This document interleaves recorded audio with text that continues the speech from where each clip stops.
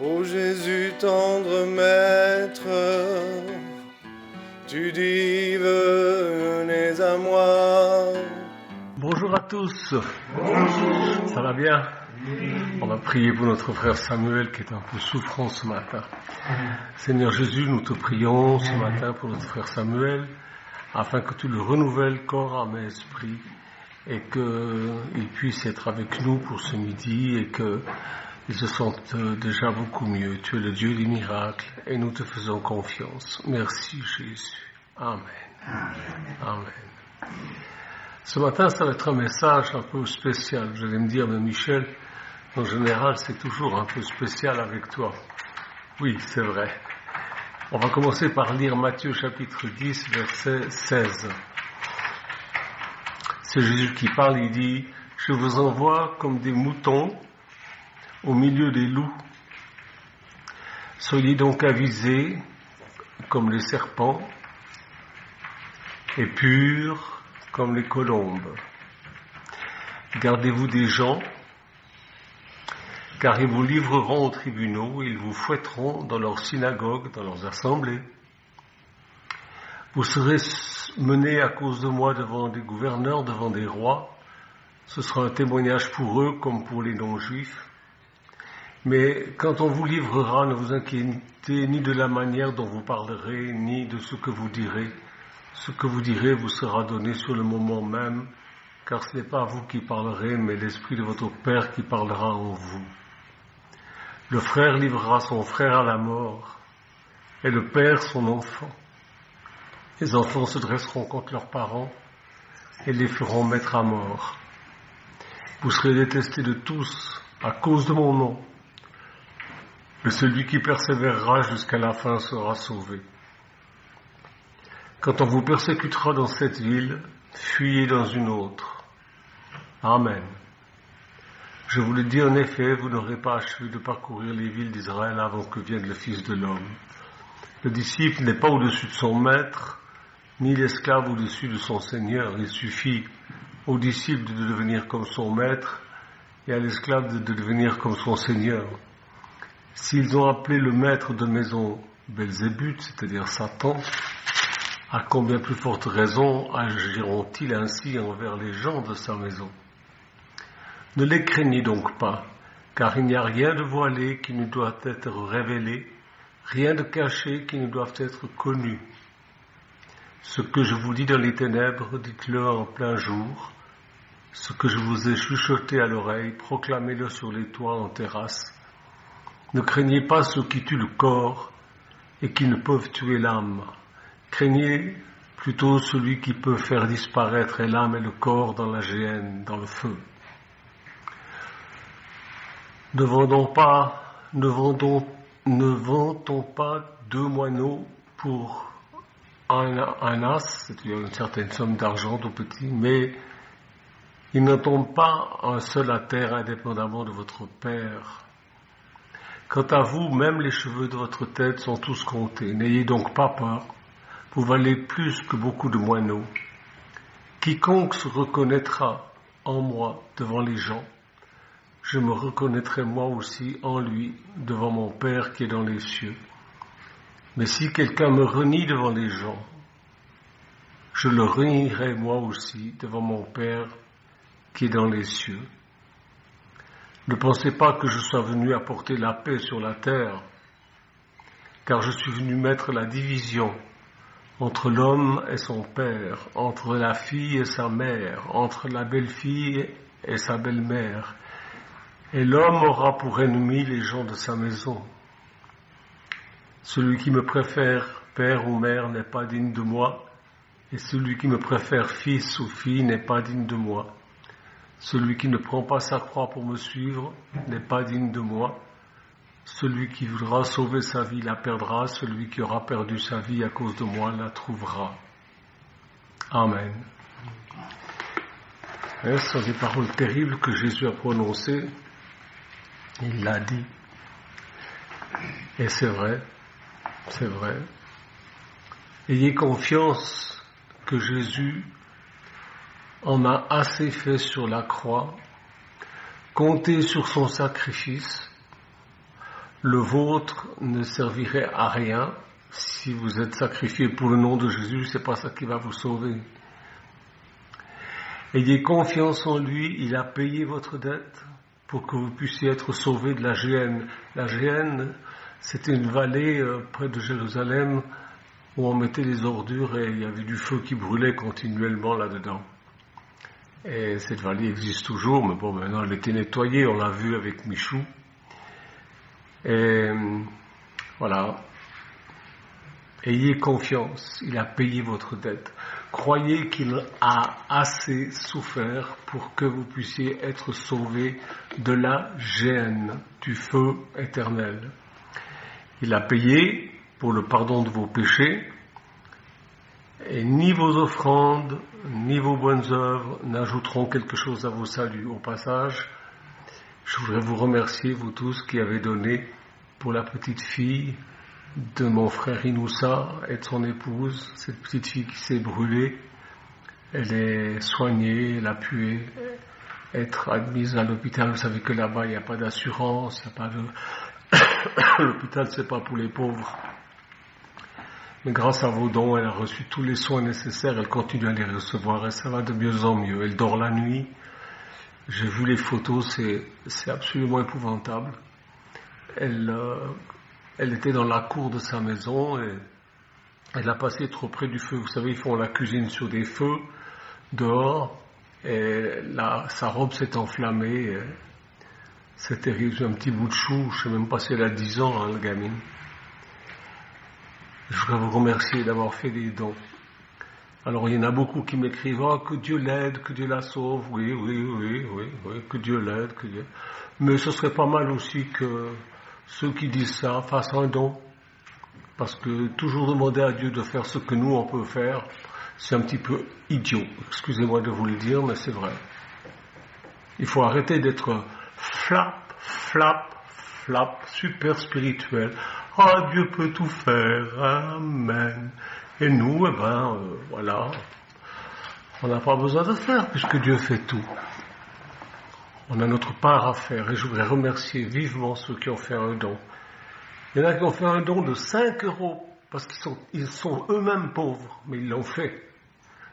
Merci. Que Dieu vous bénisse. Un jour, vous arriverez à votre dernier jour, vous pousserez votre dernier soupir et à cet instant-là, vous pourrez continuer à lui faire confiance. La vie ne s'arrête pas lorsque notre vie sort de notre corps. Tant qu'une personne cherche à améliorer son salut en faisant de bonnes œuvres, des offrandes, qu'elle s'inflige des souffrances, vous savez, comme ceux qui se fouettaient le dos, je crois qu'il y en a encore, les trappistes, non, c'est pas eux qui se fouettent comme ça.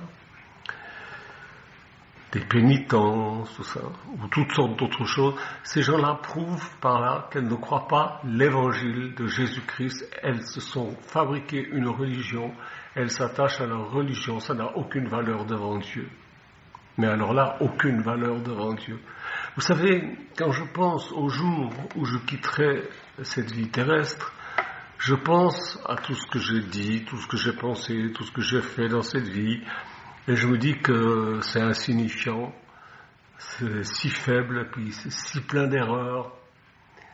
Vous savez, j'oserais même pas faire valoir devant Dieu les choses bonnes que j'ai faites, parce que c'est pas ça qui peut me sauver. Écoutez ce que Dieu dit à Jérémie, le prophète, Jérémie chapitre 2, verset 22. Voilà ce qu'il dit. Même si tu te lavais avec de la soude, avec de la lessive, tant et plus, ta faute resterait marquée devant moi. Déclaration du Seigneur Dieu. Tu peux pas te laver toi-même en te frottant comme un malade, en faisant quelque chose pour essayer de te laver. Tu peux pas. Et à David, c'est dans le psaume 49:8, il est écrit: un homme peut-il donner à Dieu le prix de sa rançon? Sa libération est trop chère, elle n'aura jamais lieu. on ne peut pas payer pour notre salut. C'est pourquoi Luther, le protestant, ce moine catholique qui a protesté, il a protesté à cause de ça, parce que l'Église catholique vendait des indulgences. Voilà, tu as commis l'adultère, c'est pas grave, tu donnes 100 balles et hop, t'es pardonné. Mais quelle honte! C'est pour ça qu'il a protesté. Puis après, il a protesté contre d'autres sales doctrines. Il faut dénoncer ces choses. Ça ne fait pas partie de notre monde. Notre monde, c'est ce que Jésus a dit dans la Bible, et les apôtres, et les prophètes. Ne sais pas tout ce que ces messieurs enturbanés et habillés de robes à dentelle avec des chaussures Prada vous racontent. C'est faux. Il faut le dénoncer, il faut le dire. Seule la grâce de Dieu est suffisante pour ton salut. Seule la grâce de Dieu, le cadeau, c'est un cadeau. Seul le prix que Jésus a payé sur la croix est suffisant pour ton salut. On va bientôt fêter Pâques, là. Pense à ce que Jésus a fait pour toi. Il ne l'a pas fait à moitié. Il a dit tout est accompli. Quoi? Pour ton salut, pour le salut de quiconque croit. Dieu ne peut pas désavouer ni le sang de Jésus, ni la vie de Jésus. On va lire Hébreux 9, chapitre 9, versets 12 à 14. Voilà ce qui est dit. Il est entré une fois pour toutes dans le sanctuaire céleste, non avec du sang de bouc ou de taurillon, mais avec son propre sang. C'est ainsi qu'il a obtenu une rédemption, un rachat éternel. Il nous a rachetés éternels pour l'éternité. En effet, si le sang des boucs et des taureaux ou la cendre d'une génisse qu'on répand sur ceux qui ont été souillés consacre de manière à purifier la chair, combien plus le sang du Christ, qui par l'Esprit éternel s'est offert lui-même à Dieu sans défaut, purifiera-t-il notre conscience des œuvres mortes pour que nous rendions un culte au Dieu vivant. Autrefois, avec la loi de Moïse, il fallait offrir des bestioles en sacrifice, et Jésus est venu, il était le sacrifice suprême. Jean-Baptiste a dit, voilà l'agneau de Dieu qui sauve le monde. Tout le monde? Non. Ceux qui croient en lui. Il est mort pour tout le monde, mais seuls ceux qui croient en lui, dans ce qu'il a fait réellement, ceux-là seront sauvés. Ceux qui ne croient pas ça, ils insultent Dieu. Insultez-moi, vous allez voir comment je vais être content. Si quelqu'un vous insulte, vous n'êtes pas content. Eh ben, si vous faites quelque chose pour quelqu'un et que cette personne vous insulte en disant « Oh non, oh, bof, bof, bof », ben voilà.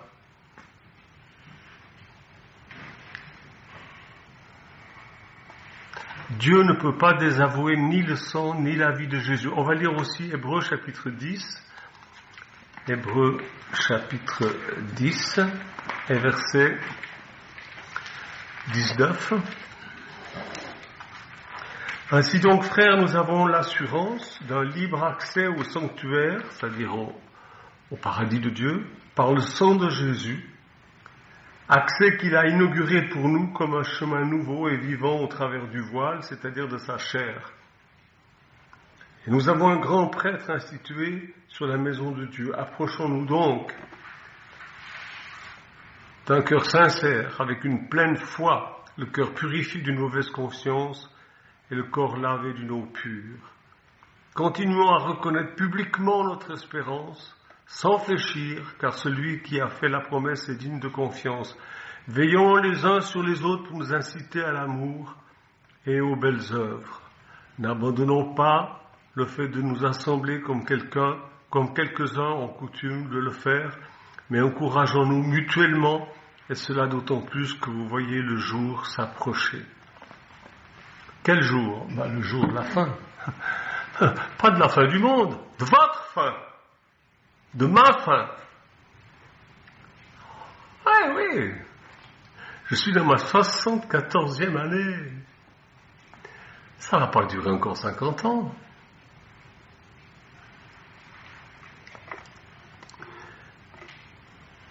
Les bonnes œuvres ne sauvent pas. Elles sont la conséquence de notre amour pour Dieu, notre Sauveur. Parce que nous l'aimons, nous faisons ce qu'il dit. Mais nous faisons pas ce qu'il dit pour être sauvés. Et le fait de nous rassembler, d'être ensemble, de ne pas rester seuls, c'est nécessaire. Vous savez, nous avons là derrière je ne sais pas comment on appelle ça, un insert, c'est comme ça qu'on appelle. Si vous mettez du charbon dedans, il devient tout rouge, ça brûle, ça chauffe. Vous prenez avec des pincettes un morceau de ce charbon, vous le posez par terre, il devient gris en quelques secondes. On ne peut pas être chrétien tout seul, c'est pas vrai. Ça n'est pas vrai, c'est une illusion. Et c'est pas parce que vous écoutez des prédications sur Internet que ça suffit. Non, ça suffit pas. Il faut la communion fraternelle. Même si parfois c'est difficile. Hier soir, on a regardé un film extraordinaire qui s'appelle Chosen, sur la vie de Jésus. Et il y a un épisode où on voit les disciples qui se chipotent. Ça a dû arriver, c'est obligé. On voit l'apôtre Pierre et Matthieu sont très différents et ils ont des petites conversations où on voit qu'il y a des ressentiments, il y a tout ça. Dans les églises, vous aurez des gens comme ça, mais c'est quand même vos frères, c'est quand même vos sœurs. Et vous savez, pour aiguiser des couteaux, il suffit de les frotter l'un contre l'autre, puis ça les aiguise. Et nous, c'est la même chose. Le fait d'être ensemble, des fois il y a des frottements, mais c'est pas grave. Ça nous aiguise, ça nous rend plus utile. On peut être plus utile. Ensemble, nous sommes plus forts parce que nous sommes tous différents les uns des autres et cette différence nous enrichit vraiment. Jésus dit qu'il est la tête et nous sommes son corps. Et nous ne sommes pas tous pareils. Les mains ne sont pas la même chose que les pieds. Mes genoux, c'est pas la même chose que mon dos. Maintenant, en devenant vieux, je deviens de moins en moins souple, j'ai de la peine à me gratter le haut du dos. Heureusement, j'ai ma femme qui me gratte le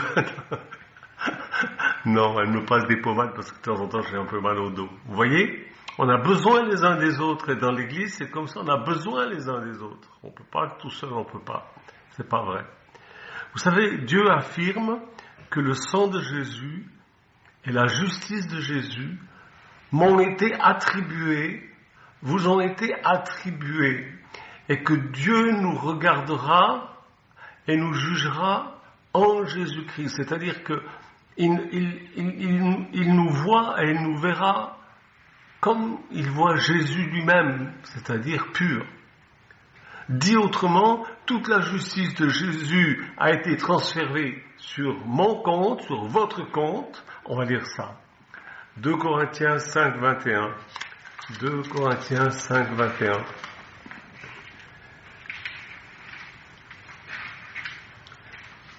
Celui qui n'a pas connu le péché, Jésus, Dieu l'a fait pour nous pécher, afin que, en lui, nous devenions justice de Dieu. Jésus s'est fait pécher, il n'a jamais péché, mais il est devenu l'incarnation du péché, de nos péchés. Tous nos péchés ont été mis sur son compte et sa justice a été mise sur notre compte. C'est ça être chrétien, c'est croire ça. Si vous ne croyez pas ça, vous n'êtes pas chrétien. Si vous pensez que vous pouvez être sauvé en priant à la Vierge Marie ou en faisant des offrandes, vous n'êtes pas chrétien, vous êtes dans l'erreur et vous avez besoin de connaître la vérité. La vérité se trouve dans la Bible, pas dans la religion. Ça, c'est donc ce que je viens de vous lire dans 2 Corinthiens 5, 21. Ça signifie que Dieu a pris Jésus qui était sans péché et il a versé nos péchés en lui et en échange, il a versé en nous toute la justice de Jésus, toute sa pureté. Donc, quand je comparaîtrai devant Dieu, il ne verra en moi que la vie pure de Jésus. Et pareil pour vous qui croyez. C'est ce qui fait que nous sommes paisibles. Moi, j'entends des gens qui disent à la télévision, moi, j'ai pas peur de mourir, ce qui me ferait peur, c'est de souffrir. Oui. Ils disent qu'ils n'ont pas peur de mourir. C'est des menteurs. Tout le monde a cette pensée de l'éternité en lui et ça les taraude. N'écoutez pas ces gens qui disent « Ah, moi, je n'ai pas peur de mourir ». Il n'y a qu'un chrétien qui n'a pas peur de mourir parce qu'il sait où il va. Nous sommes en paix parce que nous avons confiance en Jésus.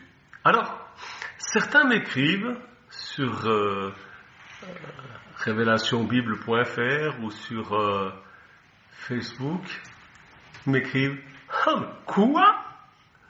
On est au 21e siècle et vous croyez encore ces sornettes ? Vous mettez votre confiance dans un ami imaginaire ?» Ils se moquent. Mais ce n'est pas que de moi qu'ils se moquent en m'écrivant ça. Ils se moquent de Dieu, ils se moquent des souffrances de Jésus-Christ. Et pas que.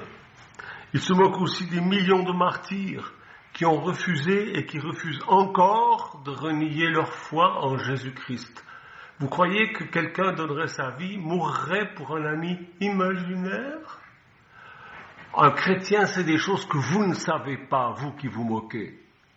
Il connaît des choses que vous ne connaissez pas.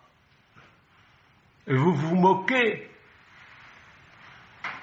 Les gens qui se moquent des martyrs, des gens qui ont été sciés sous l'Inquisition, qui ont été envoyés aux galères, qui ont été brûlés sur des bûchers, ces martyrs qui sont encore tués dans plus de 76 pays. Savez-vous que plus de 360 millions de chrétiens ont été persécutés dans le monde en 2022? On n'a encore pas les chiffres de 2023, on vient de commencer 2023.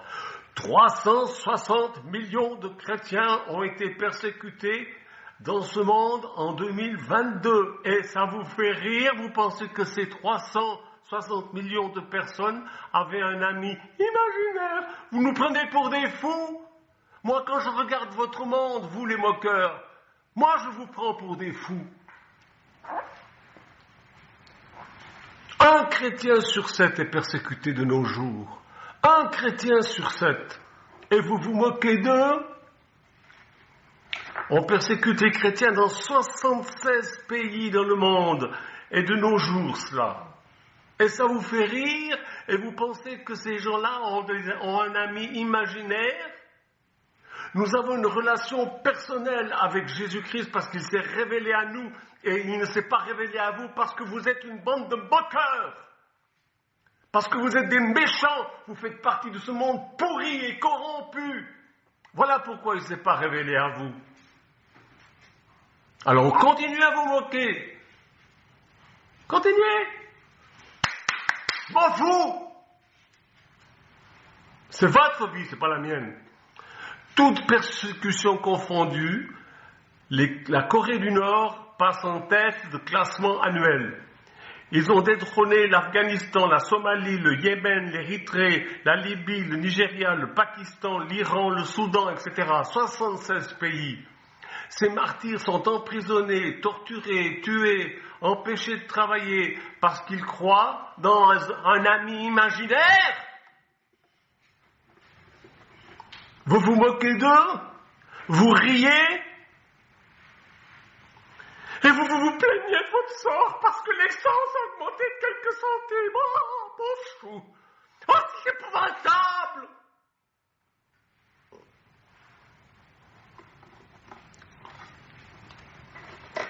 Jésus n'est pas un ami imaginaire. Jésus n'est pas l'ami imaginaire de 360 millions de chrétiens persécutés dans ce monde. Les chrétiens sont les amis d'un condamné à mort. Condamné à mort par votre monde.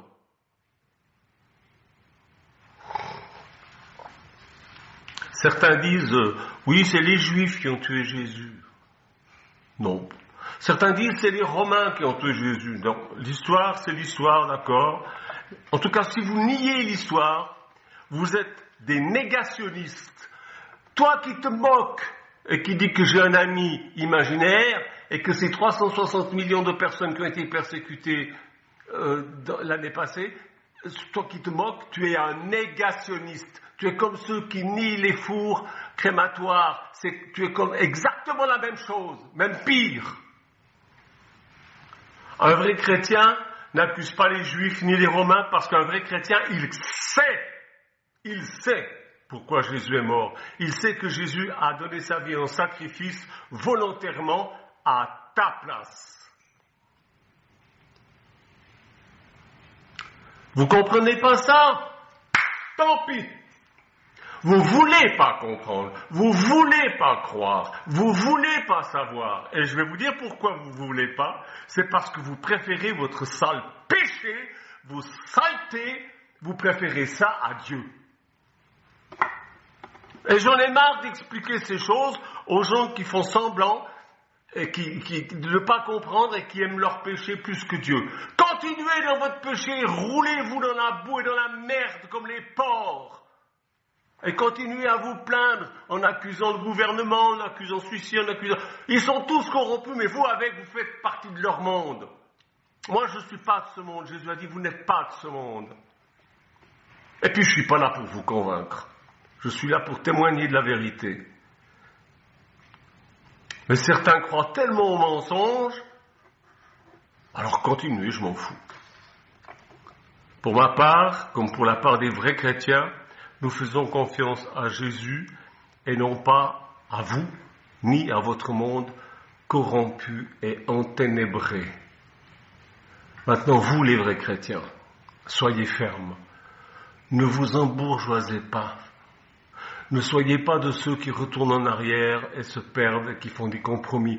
Nous avons la foi et nous marchons selon la voie du salut. Continuez. C'est par la grâce que nous sommes sauvés par le moyen de la foi. Ça ne vient pas de nous, c'est le don de Dieu. Hébreux chapitre 10, verset 39. C'est pas par nos œuvres afin que personne ne puisse se glorifier devant Dieu. Alors cela, scellez-le pour toujours. Scellez pour toujours votre vie avec Dieu par votre foi en lui et par sa parole écrite dans la Bible. Vos péchés ne peuvent plus vous condamner. Ils ont disparu comme une dette ancienne qui n'a pas à être payée de nouveau. Elle a été payée par Jésus-Christ à la croix. Dès maintenant, ne faites rien, ne faites plus jamais rien d'autre pour être sauvé. Vous êtes sauvés. Si seulement vous croyez, vous êtes sauvés. Vous êtes sauvés de quoi? La persécution? Non, Jésus n'a jamais dit ça. Il a toujours dit, vous serez haïs, vous serez persécutés. Mais vous serez sauvés de l'étang de feu. Ah, les gens, ils n'y croient pas. Ils verront. Ils verront, vous verrez. Moi, je ne verrai pas l'étang de feu. Aussi, on le verra de loin, de temps en temps, on ira voir. Vous direz, ça ressemble au feu.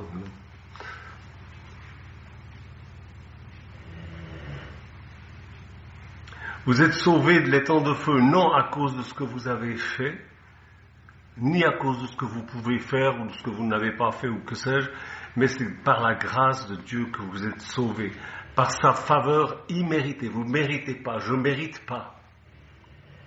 Croyez seulement. La Bible dit, ils ont vaincu l'adversaire, c'est-à-dire le diable et tous ses suppôts, c'est-à-dire les démons, mais aussi certaines personnes. Ils ont vaincu l'adversaire par le sang de l'agneau et par la parole de leur témoignage. Apocalypse 12, 11. Autrement dit, quand l'ennemi de votre âme, ou toute personne incrédule et idiote, vous tente et se moque de vous, souvenez-vous de ça. Vous êtes sauvés uniquement par le sang versé par Jésus-Christ. Dites-le, ça c'est votre témoignage parlé. Ce que vous dites scelle ce que vous croyez. C'est ce que c'est un sceau.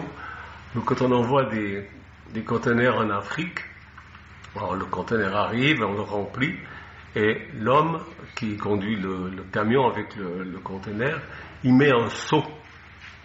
Il ferme et il met un sceau. De façon à ce que quand le conteneur arrive là où on l'envoie, on s'aperçoive et on soit certain que ça n'a pas été ouvert, qu'il n'y a rien qui a été volé. Tout est dedans. Le sceau n'est pas brisé. Eh bien, quand vous dites ce que vous croyez, vous scellez votre témoignage. Vous scellez la vérité. Ils ont vaincu l'adversaire par le sang de l'agneau et par la parole de leur témoignage. Vous êtes sauvés uniquement par le sang versé par Jésus. Et votre témoignage, ce que vous dites, scelle ce que vous croyez. C'est le sang. Vous l'avez dit, vous le dites, vous continuez à le dire. Apprenez les textes de la Bible qui parlent de ça, comme par exemple Jude chapitre, il n'y a pas de chapitre, il n'y a qu'un chapitre dans Jude. Jude 24 et 25, il est dit, « À celui qui peut vous garder de toute chute et vous faire tenir dans sa gloire, sans défaut, dans l'allégresse, à Dieu seul, notre Sauveur, par Jésus-Christ, notre Seigneur, soit gloire, majesté, pouvoir et autorité, dès avant tous les temps, maintenant et pour toujours. Amen. » Tout le reste fait partie du monde imaginaire des ignorants, de ceux qui ne veulent pas savoir, des menteurs, des imposteurs, du diable, des imbéciles, des moqueurs. Oh, mais Michel, tu nous insultes? Ben, il y a de quoi. Il y a de quoi. Il n'y a aucun honneur à dire ce que vous dites quand vous dites qu'on croit dans un ami imaginaire. Mes frères et sœurs, ne tenez pas compte de ce que ces gens-là disent. La Bible dit, ne vous asseyez pas avec eux. Ne vous asseyez pas avec les moqueurs. Moi, quand quelqu'un m'écrit ça sur Révélation Bible, vous savez ce que je fais? Je le bannis. C'est simple, on fait un clic, terminé. Tu veux pas de Dieu? Va donc en enfer. C'est ce qu'il disait Raphaël. Il disait, vous vous moquez de Dieu? Le gitan, celui qui m'emmenait à Dieu, il avait un vocabulaire encore plus cru que moi. Il disait, vous voulez pas de Dieu, vous voulez pas de Jésus, ben la fourche au cul, vous allez l'avoir. Vous y croyez pas, ça vous fait rire? Ben vous rirez pas toujours, hein. Vous rirez pas toujours. Un jour, vous vous souviendrez que Michel Janton vous l'a dit, mais ça sera trop tard. C'est maintenant le jour du salut. Si tu entends la voix de Dieu aujourd'hui, repens-toi. Ce que nous disait notre frère Olivier vendredi soir. Si tu entends la voix de Dieu aujourd'hui, écoute, change. Tu dis, mais je ne peux pas croire une chose que je n'ai pas vue. On ne te demande pas de croire une chose que tu as vue. On te demande de croire une chose qui a été dite il y a 2000 ans. Et une fois que tu le crois, Dieu se révèle à toi. Il le fait. Mais il ne le fera jamais si tu ne fais pas le premier pas. Jamais. Pourquoi? Parce qu'il t'aime. Il te respecte tel que tu es. Tu veux pas? Tu veux pas. C'est ça l'amour, c'est ça le respect. Alors mes frères et sœurs, vous ne tenez pas compte de ce que disent les moqueurs. Il suffit de voir comment se comportent les religieux qui croient au salut par les œuvres pour savoir qu'ils sont dans l'erreur. Ah, ils sont beaux ces religieux qui croient et qui prêchent et qui enseignent le salut par les œuvres. Ah oui, ils sont beaux. De plus en plus, on voit comment ils sont beaux. Il suffit de regarder le monde et sa folie pour savoir que la Bible est vraie et qu'ils sont dans les ténèbres. Ils sont dans une mélasse nauséabonde. C'est effrayant. C'est effrayant. Ayez foi en Dieu qui est venu en Jésus-Christ, c'est-à-dire qui s'est incarné dans un homme, Jésus-Christ, pour accomplir ce qu'il faut pour votre salut. Ne doutez pas. Restez ferme là-dessus. Que Dieu vous bénisse. Amen. Au revoir.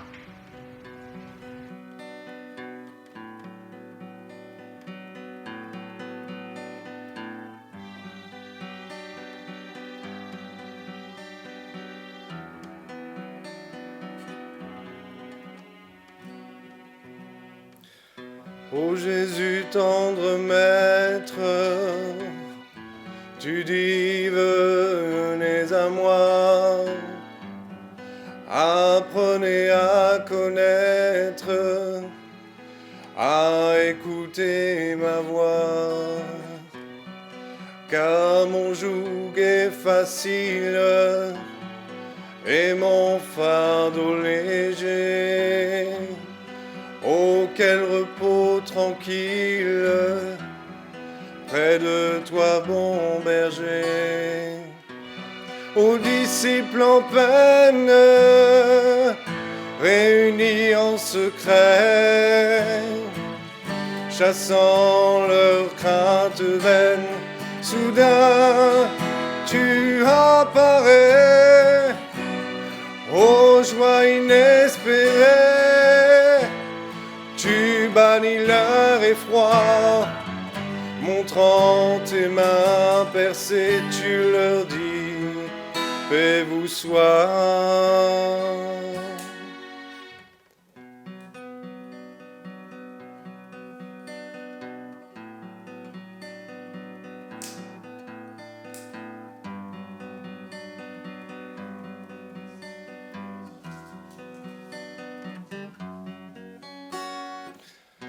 Oh, que ta paix profonde demeure en nous, Seigneur, paix que jamais le monde ne donne à notre cœur. Ni peine, ni souffrance ne troubleront la paix que donne ta présence et ton amour parfait. Aux disciples en peine, réunis en secret, chassant leurs craintes vaines, soudain tu apparais, ô joie inespérée, tu bannis leur effroi, montrant tes mains percées, tu leur dis, paix vous soit, paix vous soit.